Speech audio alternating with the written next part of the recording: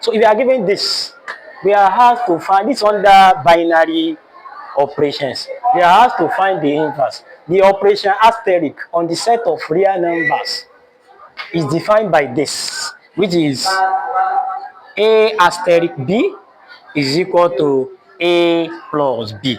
We are asked to find the inverse. Before we can know inverse, we need to know the identity element, or we call it neutral element. Because before we know the inverse, A asterisk A inverse is the one that will give us the identity element. Mean that we need to first of all know what the identity element. That's the neutral element. Now say let the identity element,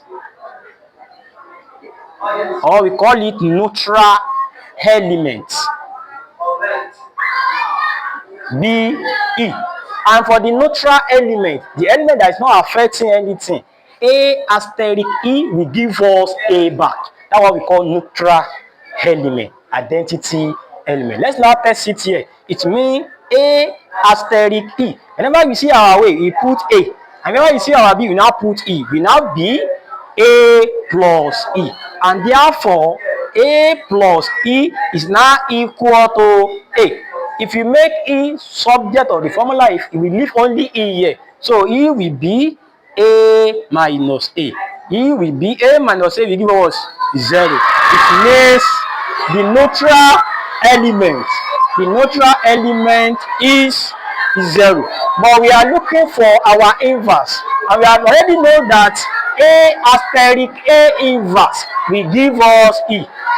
So inverse just means the reciprocal of a number. It means that the inverse of this, you multiply it together.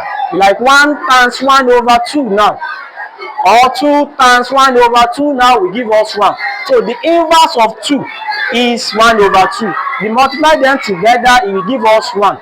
1 is an identity element for multiplication.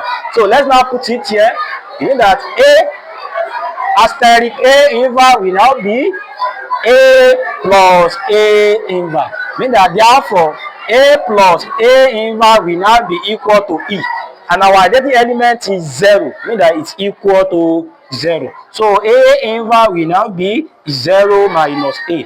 So A inverse is equal to minus A. It means the inverse of A is minus A. Thank you.